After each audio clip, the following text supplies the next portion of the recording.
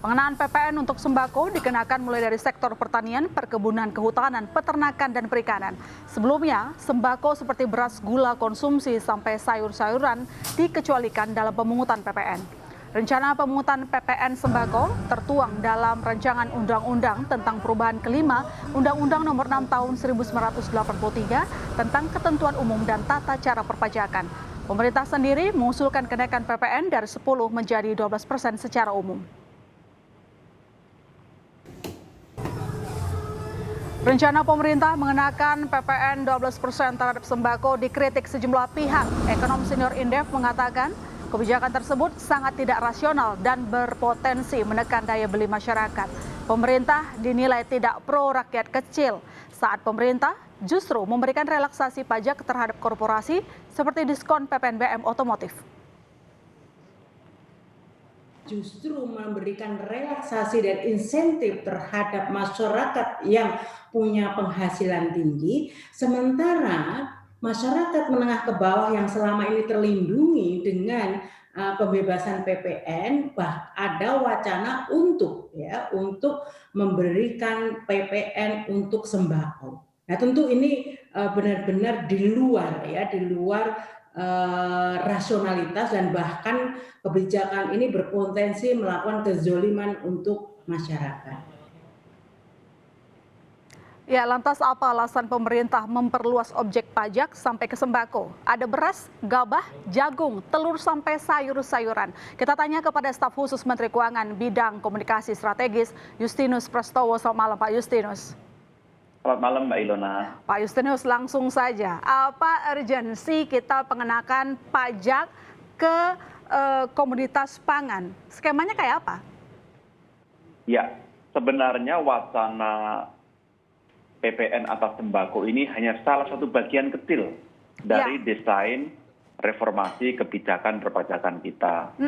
Jadi saat ini kita betul-betul memperhatikan waktu yang tepat dan kita menjaga upaya pemulihan ekonomi, Mbak Ilona. Maka yang sekarang dilakukan adalah RUU diajukan ke DPR dan belum dibahas. Ini masih cukup panjang, nanti akan kita bahas dengan banyak pihak supaya mendapatkan masukan dan juga perbaikan. Tapi apa yang menjadi latar belakang adalah kita ingin sistem perpajakan yang semakin berkeadilan. Kenapa? Karena selama ini sebenarnya dengan terlalu banyak pengecualian atas barang dan jasa yang dikenai pajak, itu menjadi distortif.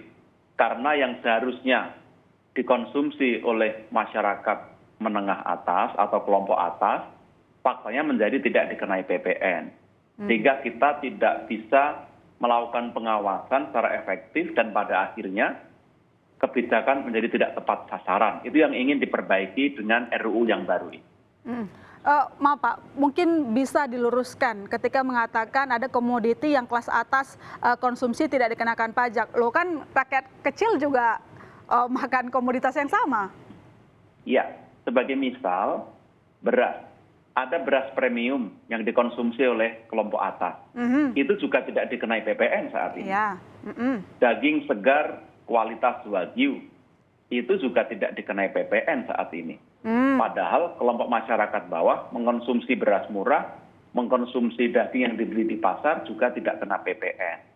Nah, ini yang menjadikan distorsi pada saat ini. Sehingga ini ingin diperbaiki atas barang-barang seperti ini yang dibutuhkan oleh masyarakat banyak, kebutuhan pokok, menjadi objek PPN supaya bisa diadministrasikan dengan baik dan rencananya, skemanya nanti akan dikenai tarif dengan opsi PPN final yang kemungkinan bisa menggunakan skema seperti yang dipakai untuk PPN atas hasil pertanian, yaitu 1%. 1%. Nah, ngomong-ngomong tadi soal kualitas yang Anda sebutkan, Pak. Artinya nanti ada layer lagi gitu, mana yang dikenakan PPN, mana yang tidak dikenakan PPN begitu. Gimana pengawasannya? Pada dasarnya semua barang dan jasa akan menjadi objek PPN, tetapi RUU ini akan mengakomodir tarif yang diperkenalkan, yaitu multi tarif, multi rate. Ada yang variasi antara 5% sampai dengan 25% dengan skema PPN final 1 atau 2% yang diperkenalkan. Jadi kita memang akan begini Mbak Ilona, semakin sederhana sistem perpajakan, pada umumnya tidak adil. Karena simplifikasi itu membuat kita tidak bisa memberikan rasa keadilan.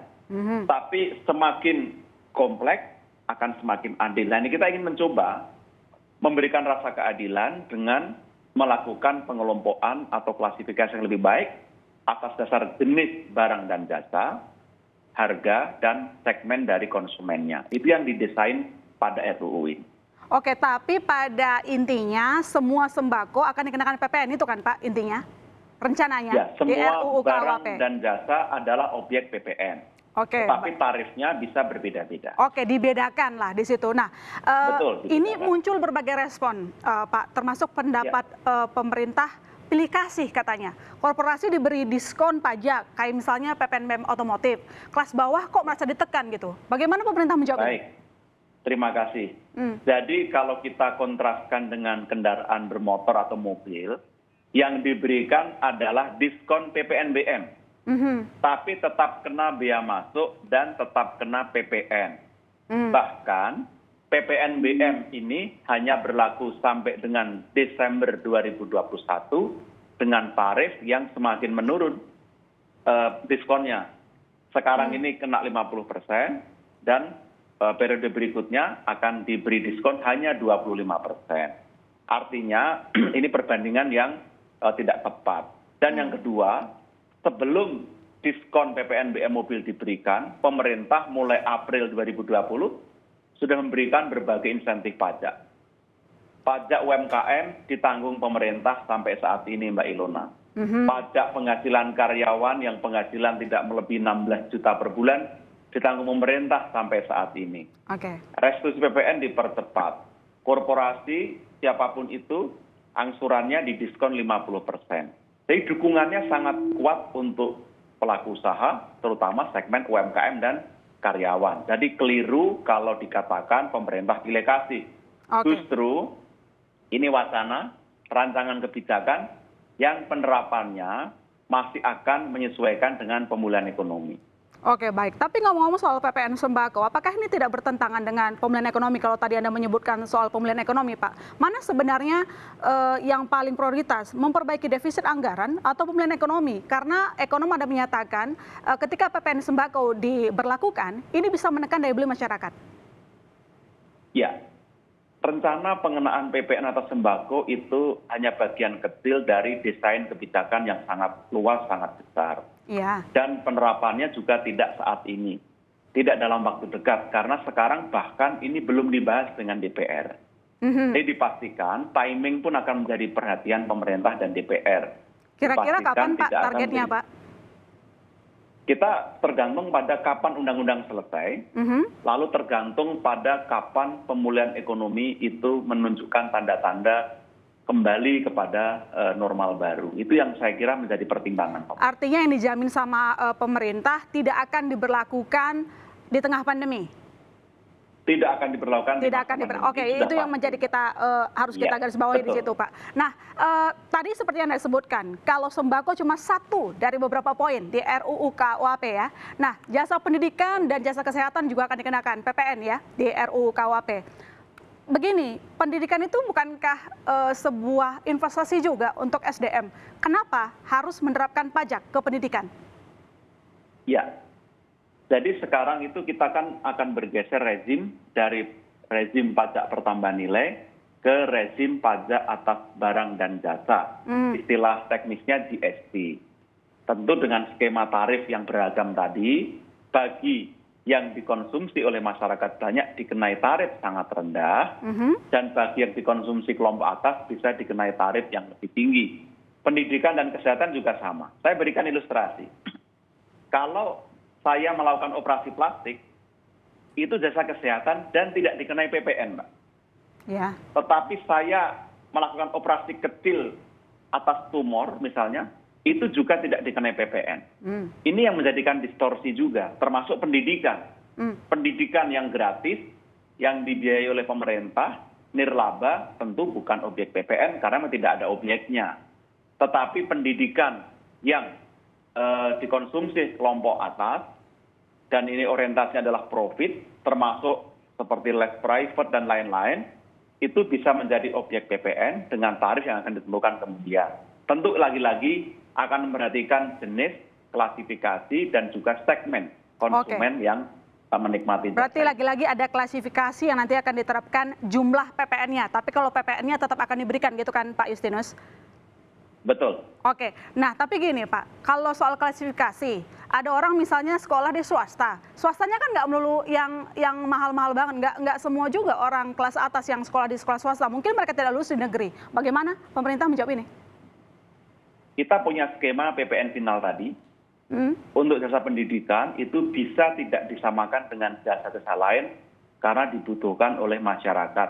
Jadi misalnya tadi seperti dengan sembako, kita punya opsi, nanti bisa didesain dengan PPN final 1 atau 2%, Mbak Ilon. Kita lagi-lagi ke PPN final tadi ya, ujung-ujungnya. Iya. Oh, itu Ya, yang jadi landasan kita. Apakah ini jawab singkat pertanyaan terakhir saya, Pak? Apakah pengenaan PPN ini tanda pemerintah tengah hilang cara lagi untuk pemasukan negara gitu? Karena sekarang kan pajak juga berkurang ya di tengah pandemi. Kita bisa memaklumi itu. Iya. Tentu saja kita ingin memikirkan pasca pandemi ini fiskal yang lebih sustain karena pendapatan negara menjadi tulang punggung. Kita juga harus mengurangi ketergantungan atau mengurangi kontribusi utang secara perlahan seiring dengan pertumbuhan ekonomi kita. Maka pajak menjadi tumpuan. Sehingga kita memikirkan sekarang untuk kepentingan kita ke depan, bukan untuk kepentingan saat ini. Itu yang saya kira menjadi bottom line, pemerintah fokus, komit, tidak akan membebani rakyat di situasi pandemi ini. Baik, terima kasih Pak Justinus. Tadi sudah disimpulkan saudara, penerapan PPN kepada sembako, kesehatan, pendidikan tidak akan diberlakukan di pandemi. Dan tadi semua jenis sembako akan ditetapkan PPN tetapi diklasifikasikan lagi soal nominalnya. Terima kasih lagi Pak Justinus telah bergabung di Berita Utama. Selamat malam. Selamat malam.